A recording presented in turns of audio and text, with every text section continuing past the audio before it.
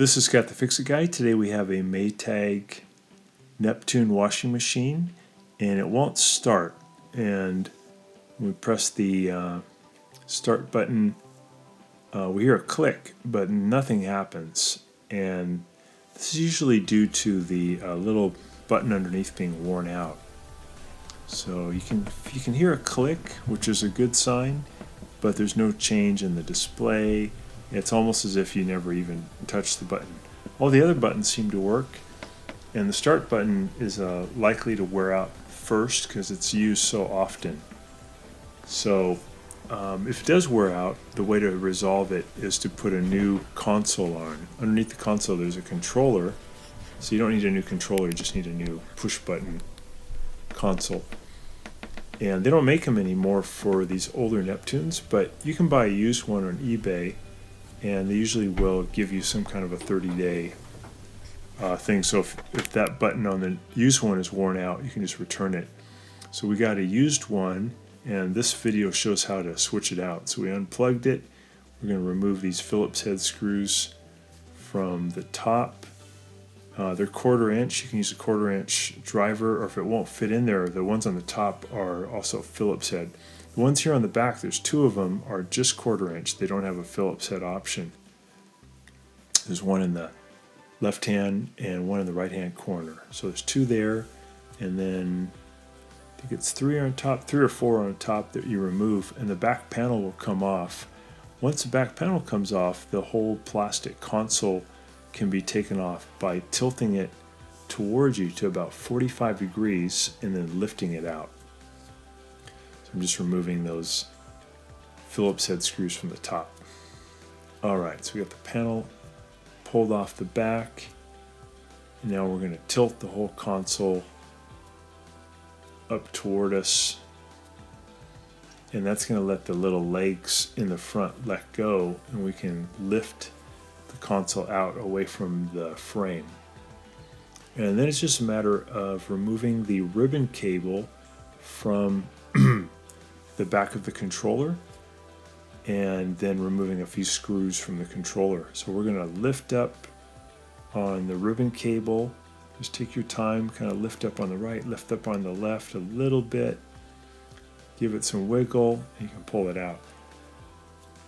And we're going to remove a Phillips head screw here at the bottom. There's 2 at the bottom and 2 at the top. They're at about 45 degrees, makes them pretty easy to get to.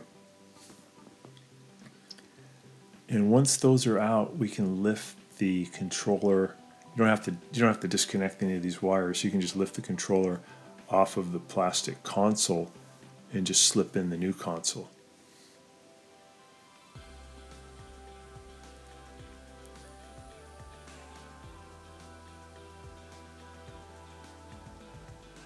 There is another part on a Neptune washing machine that could fail that would give you a similar symptom when you press start, nothing happens, and that would be the little door switch that senses when the door is closed. I did check that on this one, the door switch was okay. I'm removing the old console, and I'll slip in the new one. It's just the exact same part, and then I just have to get the controller to slip in to position, and I'll add those 4 screws that hold it in, and then I'll gently push the ribbon cable back on. The ribbon cable it's kind of the female side, it has to fit down on the male side of about 14 little pins. You want to make sure that those pins are nice and vertical and lined up before you try to push the ribbon cable down onto them. Just take your time on that part because you don't want to bend those little pins. I'm just getting those screws in there to hold the console in position.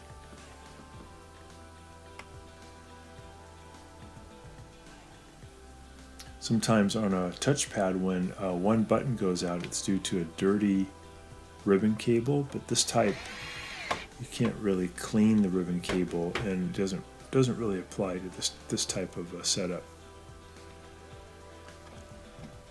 So we've got these screws holding it on.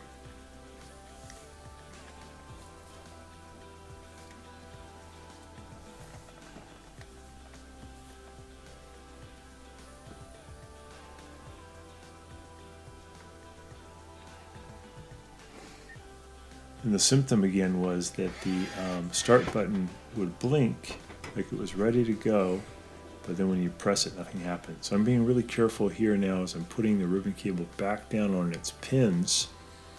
Got to make sure those pins are straight and they're not bent. I noticed one of them was a little bit bent off to the side, so I'm going to gently get it straight again, take my time and get it lined up, and then I'll make sure that it's firmly back into position. So I'm putting it back straight onto the machine, and I'm just going to test it here before I do the final part, putting it back together. I'll plug it in and make sure that it's going to start okay.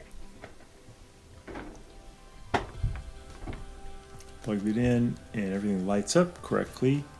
When I press start, immediately the machine fires up. So that's all it was. It just needed a new start button, a new touchpad, which is part of the console.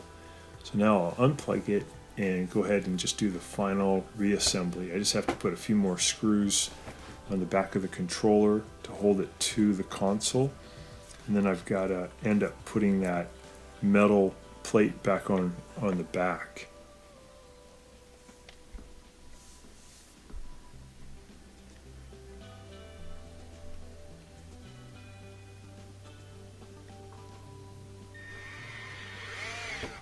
So these are pretty good machines. I would guess this one's probably 16, 17 years old and it's still going good.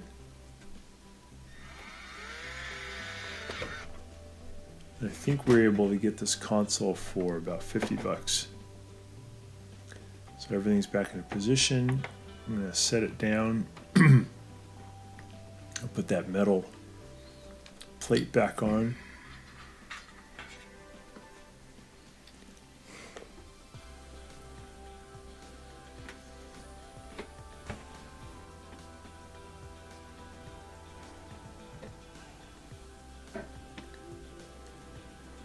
And then the ones on the top are going to be Phillips head.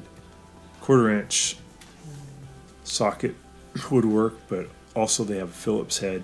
But the two on the bottom right hand, bottom left hand, lower corner, those don't have the Phillips head, and they're also shorter. These are the ones on the top are longer.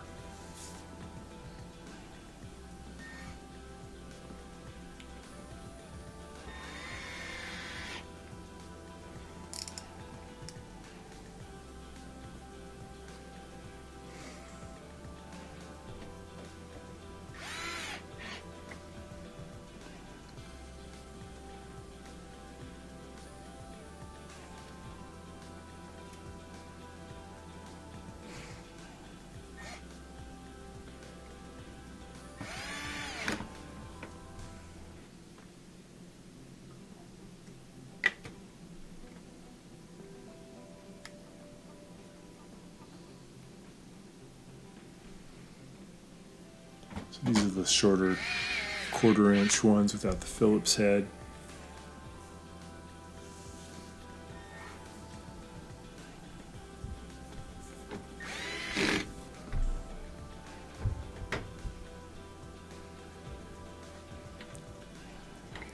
Alright, I'll put it back together, we'll plug it back in, give it one more test.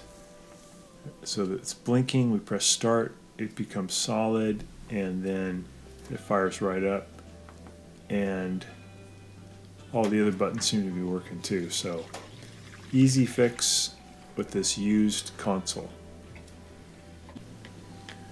So here's a look at the old console. The ribbon cable shows the part number, and again you can get these